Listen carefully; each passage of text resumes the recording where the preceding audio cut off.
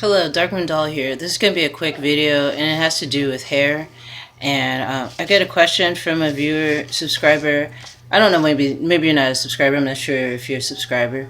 But Destiny Mitchell left a comment asking, have you ever tried neem oil or caught lice? I almost threw up applying neem to combat this random infestation. I caught lice from God knows who because I didn't want to use harsh chemicals.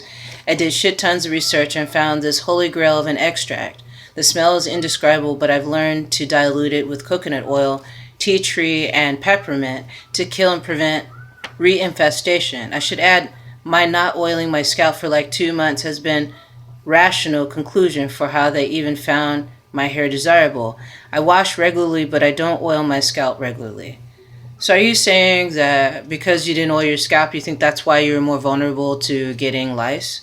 Because it says, I should add, my not oiling my scalp for like 2 months has been my rational conclusion for how they even found my hair desirable. So you think that putting oils on your scalp will prevent lice from infesting your scalp and your dreads? I don't oil my scalp regularly. I've never come down with lice. I've never used neem oil on my scalp. I've used neem oil on plants to get rid of like a bug infestation, of some sort, but I've never used it on my scalp. I've heard good things about neem oil. I didn't even know that, and this is my miseducation about lice. I thought that people with my texture of hair cannot get lice. I thought that it only attached itself to people with straight hair. And that was probably a myth because I found this website.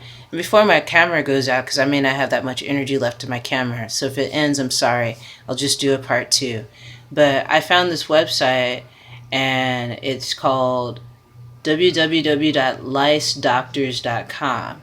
And I was wanting to know specifically, does anybody who has like this type textured hair, which people will call African American hair. I know that's just generalizing it. A little bit of an earthquake with me hitting that with my knee, sorry. But I found this website, and I haven't read it yet, but I wanted to see if there was something in here that we could find helpful as far as head lice and people with this texture of hair, tightly coiled hair. So African Americans do have lower incidence of head lice. The truth is, though, that African American families do have a lower incidence of head lice than other groups. The reason for this can be summed up in 2 words: oils and sheens. Okay, so that's what that woman was saying. About Destiny Mitchell, talking about how the oils, that you hadn't been using oils for 2 months straight. I haven't had problems with lice, though. So, all these years. Yeah, I get dry scalp here and there, but what I do, if I get dry scalp, I use a hair rinse, which is like a herbal hair rinse, whether sage or rosemary. If my scalp is itchy, that's what I do. If my scalp is itchy too, it might be because I've eaten something that's irritated the inside of my body and it's coming out on the outside. A lot of times that's wheat. If there's wheat in something, I feel like I have an allergic reaction to wheat, so that's what ends up happening. I get an itchy scalp, sometimes a dry scalp. If I'm not drinking enough water, I get a dry scalp. There's a lot of people that find a lot of benefit in putting oil on their scalp, so I'm not going to judge anybody for doing that if that's what they like to do. I've put oil on my scalp and I've had no benefits from it. I've used shea butter, and I didn't use a lot of it, just a tiny bit.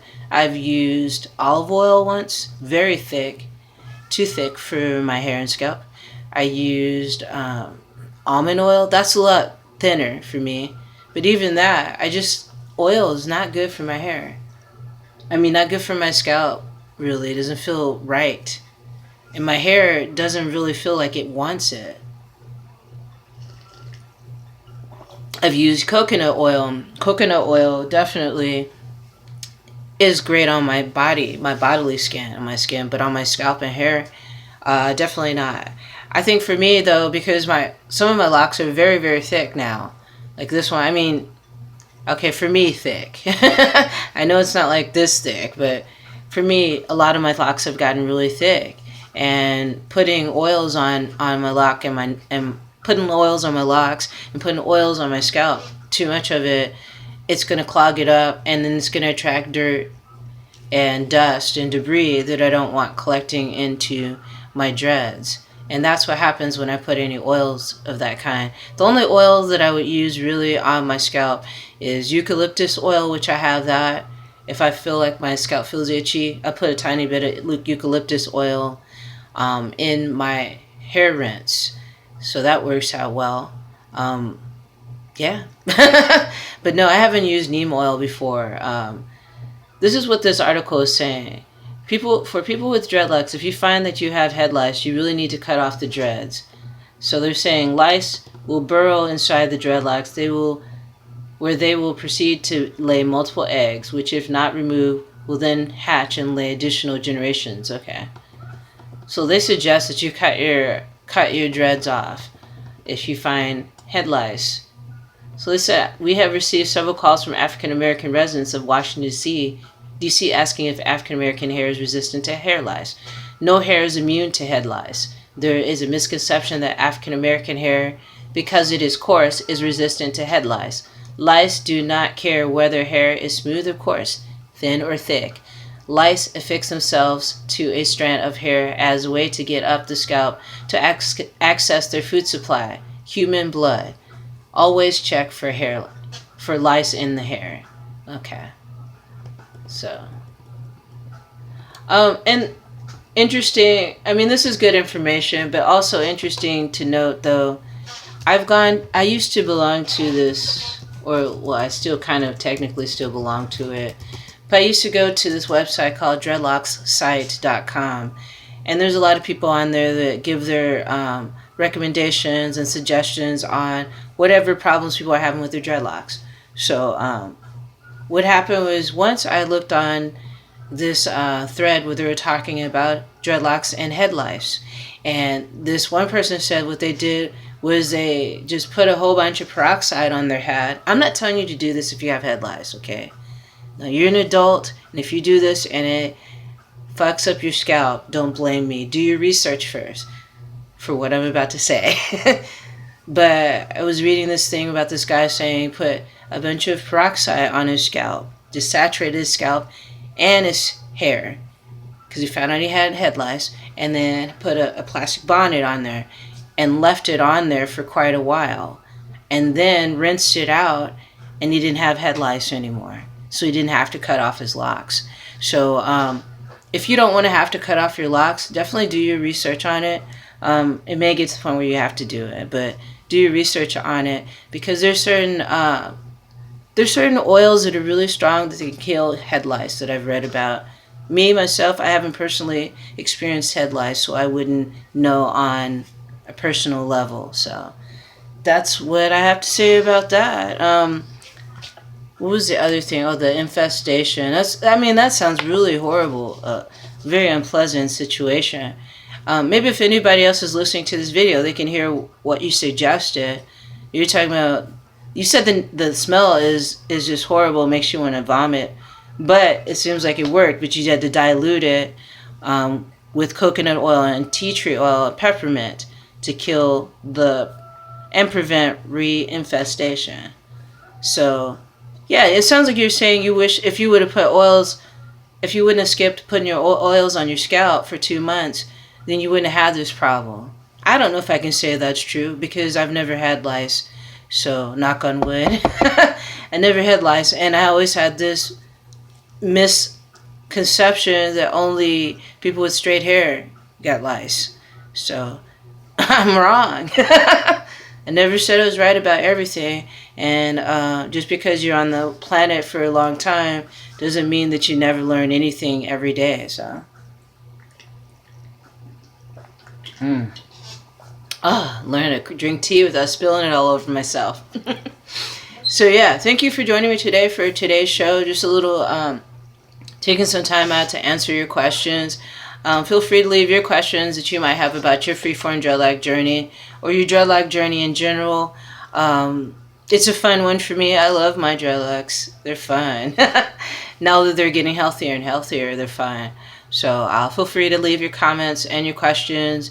And if you wanted to donate to this channel, you can donate to my GoFundMe. In exchange for your donation, I can make you a video about freeform dreadlocks. Some research, back it up, and maybe up right away so that you can know that I'm here to help you guys. So it's not a necessity to donate to this channel in order to watch the videos, but people have asked how they can support this channel and my other 2 channels, and that's how you can do it. So thank you so much, guys, for joining me. Thank you for being so supportive of this channel, Dark Moon Doll, and my other channels, The Productive Cannabis Connoisseur, and also Healing with Color. I'm going to get around to doing some more with that channel, Healing with Color, soon. So please make your way over there if you can, if you're interested in learning about some history about healing with color. So thank you one and all for joining me today. Just enjoy the freeform dreadlock, or just if you just only have regular dreadlocks, just enjoy the journey, whatever you call on your dreadlocks, and keep things simple. And maybe keep them covered up more. You know, that might help. You know, I don't know. I'm not going to say that you weren't covering your dreadlocks up, because I don't know. I don't know. Some things just happen that we can't prevent. You know, we're clean people, and just because people get lice doesn't mean that they're not clean. I know that that was a misconception that's being spread around back in the day. Oh, so-and-so's kids got lice. You know, they're not clean. That's not true. They may have caught it from somebody else. So kindness and compassion is always a necessity here on this planet Earth.